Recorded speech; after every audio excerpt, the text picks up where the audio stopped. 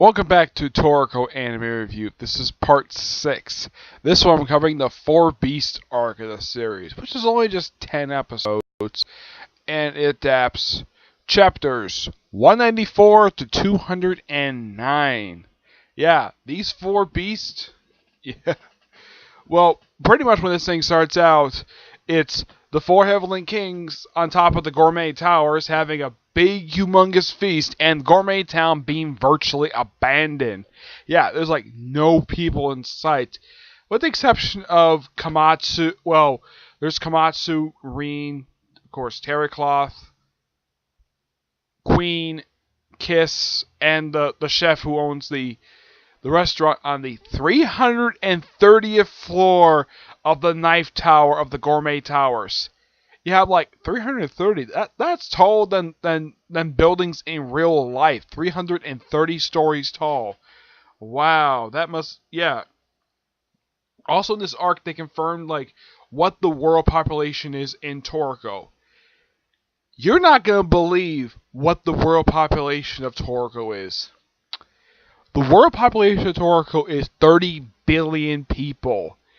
That's more than it is currently in real life, where it is currently over 7 billion. Yeah, the way our world population is, it's a small fraction of what the world population is in Toriko. Yes. And pretty much like most of this arc, you have just Toriko, Coco, Sunny, and Zebra. Well, fighting. Well, first you're fighting 4 beasts, and it turns these 4 beasts are part of the same creature. They later fight this creature. I think this is supposed to be Gourmet Town, from what I can tell. Could be, could be not.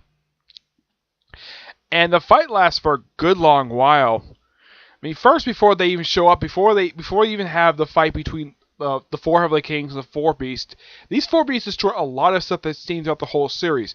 I mean, apparently they destroy Isotope 8, Isotope 1, they devastate the Gourmet Pyramid, they destroy Ice Hell. I'm trying to think, what other place they destroyed that was visited the series? Oh yeah, they even destroyed the island where what's the name of that alligator? The Galligator. Yeah, destroyed that. They actually devastate the island where that gator was. But it's surprising though that they actually destroy a lot of area.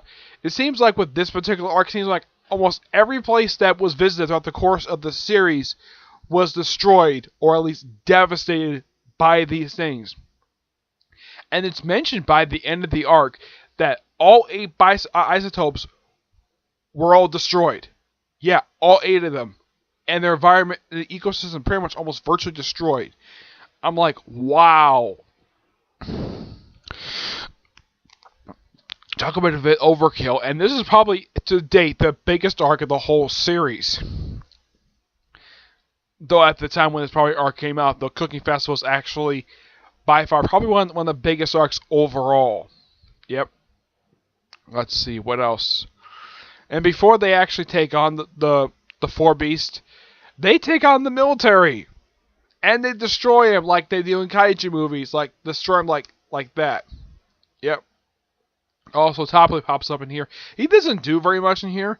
Mostly, he just protects the buildings in, I think this is supposed to be Gourmet Town. Yeah. Destroy, oh yeah, and Zangu, because, well, Tina's there, so Zangu shows up. And like normal, he does nothing. Yeah.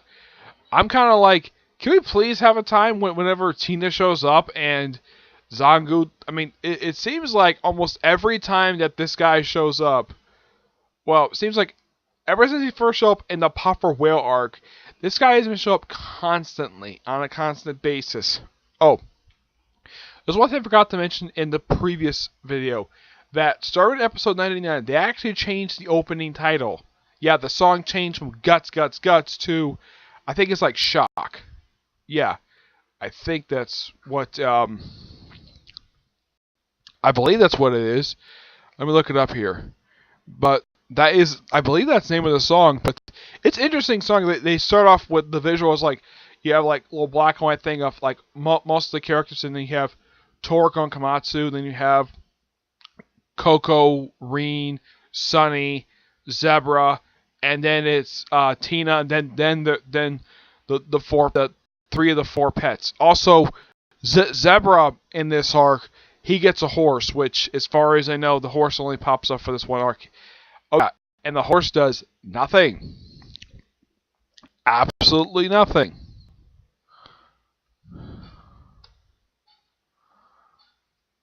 Yeah, because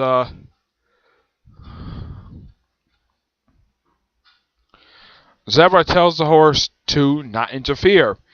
And the horse does whatever it wants, like it's drinking water or just sitting next to the gourmet towers. Yeah, that's really all the horse does, aside from providing transportation. Okay, the name of the episode is "Go Shock My Way." That's the name of the song. And look it up, it's some of the same singer, Akira Kasuda. Yeah, but I love the original song "Guts Guts." Yeah, I thought that was an awesome song to start the show off with. This song is still pretty good as well. It gets you pumped up for every watch episode, which is good. That's what an opening theme is supposed to do.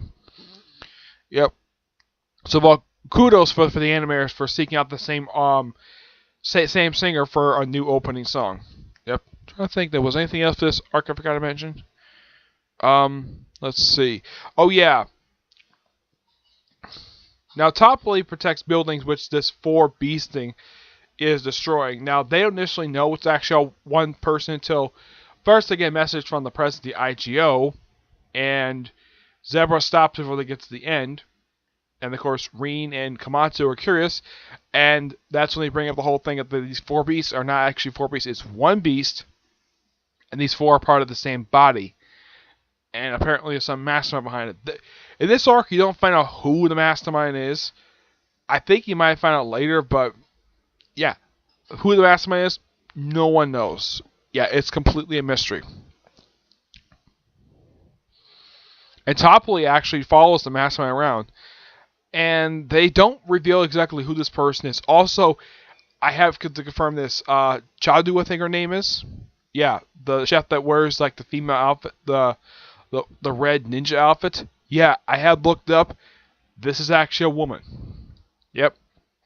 It is indeed a woman because I can tell by the voice. It is a woman. And I looked up. Yep, it's indeed a woman. Yeah, and also one thing I love about this arc because they bring a lot of characters back I've probably haven't seen in a while. Like Liverman. First, last time he was seen was back in Meteor Garlic, which is only just about 3 arcs back. That was the last time he was seen. They also brought in like Chadu again first. Of course, this person was also seen at the start of this current arc with the whole bubble fruit thing because that was the last thing that the 4 kings ate before they fought the 4 beast kings, the 4 beasts. They brought in like this chef Sumari. They brought in a bunch of some of whom probably some people. Of course, you have Granny Satsu, which she was just seen in the previous arc, so I'm not surprised she popped up here because it seems like she pops up like ever since she first showed up. I believe it was in her first appearance was Century Suit. Ever since she first showed up there, she generally does show up in almost every single arc of the whole series, which is great for her because she's a great character. The only arc I can think of she didn't pop up in was, off the top of my head, was Bubble Fruit. That's the only one I can think of she didn't pop up. But generally, she does pop up in almost every arc of the series, which is great. And this by far is probably one of the best arcs of the whole series. It follows pretty much exactly what happens in the manga pretty well. Trying to think, what else? Oh yeah, Topley, when he goes after the guy, apparently puts some kind of spell on him or something, makes him think he's about to be served as a dish with his head in a bowl of fruit. Yeah, and he has hallucinations about that. That's apparently this mastermind's ability. And he wakes up, he's in the land of life. He's in the country of life, which is a healing country. And he's treated by a friend of his, who's a woman who's got 4 arms. I'm not kidding. Her name is Putin. Yeah. I'm like, okay. So I get the fact that we have odd-looking humans in this world. but a woman with 4 arms? Seriously? Yeah, if you never read the manga, it's like, what the heck is this? It's one of the most bizarre things. And she also pointed out, apparently his scars gotten bigger, and he's got a bigger body now, which I'm like, that's a bit odd to point out. But looking at him, he does look a little bit bigger. His scar doesn't look that much different than normal picks. I don't know. Yeah, as far as I know, they have not explained exactly how he got the scar, but it could be from whenever he was surviving any ingredient. And he theorizes that it was probably his master who could have revived the 4 beasts, but they never revealed that in this arc. Nope. I'm trying to think if there's anything else for this arc. Oh yeah, they ended the arc with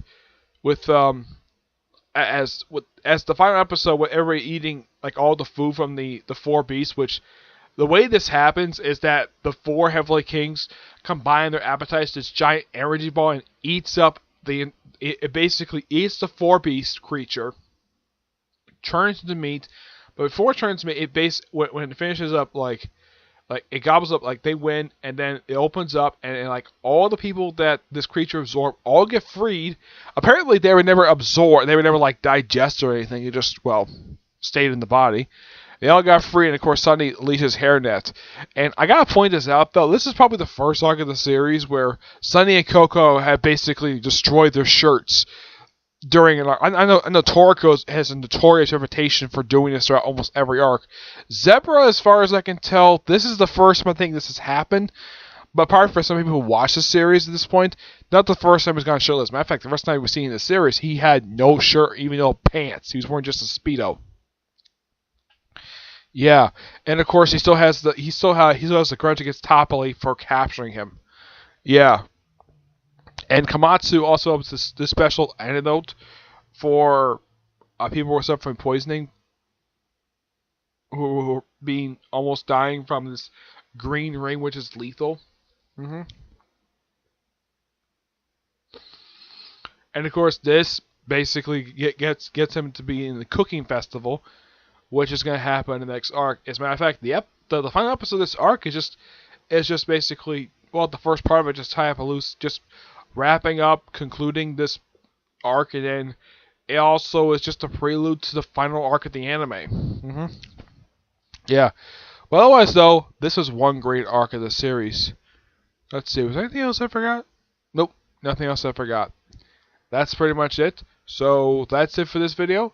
Stay tuned for part 7, where I talk about the final arc of the anime, the Cooking Festival arc. It takes the final 24 episodes of the series, which is episodes 124 through 147.